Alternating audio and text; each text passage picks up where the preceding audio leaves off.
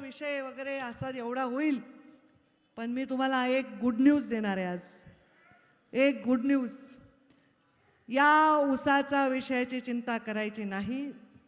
14 तारखेला वैद्यनाथ कारखान्याचं जे काही झालंय तिथे कारवाई झाली. माझ्या चांगला चाललेला कारखाना बंद पडला, माझ्यावर रेड झाली, माझ्याच कारखान्याला मदत नाही मिळाली, हे सगळं जगासमोर आहे.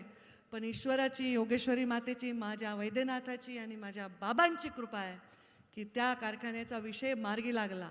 मी नेहमी म्हणायचे कारखाना माझा राहू न राहू, कारखाना चालला पाहिजे. मला काय करायचं आहे, मला कारखान्यातून काही पेट्रोल भरायचं नाही माझ्या गाडीत, मला काही गेस्ट हाऊसवर जाऊन जेवण करायचं नाही, मला काय करायचं नाही कारखान्यातून, मला कारखान्यातून काही पोसायचं नाही, मला फक्त सामान्य माणसाचं हित करायचं आहे. कारखान्याचा विषय कोणीही चिंता करायची गरज नाही. वैद्यनाथ कारखान्याचा DRTमधून निर्णय झालेला आहे. त्या बँकांनी निर्णय घेतलेला आहे. त्या निर्णयाला अनुमोदन देणं हे माझं कर्तव्य होतं.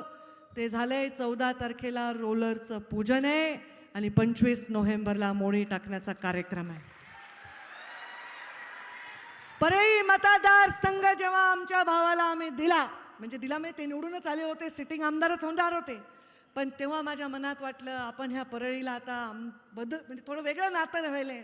एक कर्तव्य होतं, ज्या गडकरी साहेबांनी उल्लेख केला, ज्या मुंडे साहेबांनी सहकारची चळवळ भाजपची कधी नव्हतीच, तिथे पहिला पाया रोवला. एका ऊसतोड कामगाराच्या पोटी जन्म घेतलेल्या माणसांनी कारखाना काढला.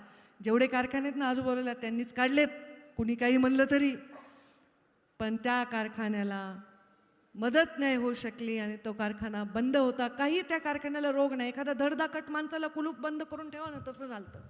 फक्त दुष्काळीच्या आर्थिक नुकसानीत कारखाना अडकला होता. आज कारखाना चालू होणार आहे आणि पानगाव कारखाना सुद्धा चालू होणार आहे पुढच्या वेळी. आता ऊस कमी आहे तिकडं, त्यामुळे कोणीही घाबरायचं कारण नाही. ऊसाला कोणाचा त्रास असेल तर सरळ तुमची यादी द्या. तुमच्या ऊसाला गाडी पंकजाताई लावल्याशिवाय राहणार नाही. 25 नोव्हेंबरला मोडी टाकणार. काही चिंता करायचं कारण नाही.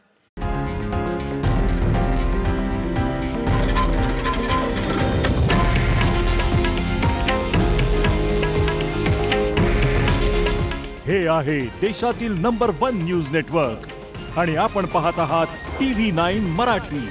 काळजी तुमची, हित महाराष्ट्राचं.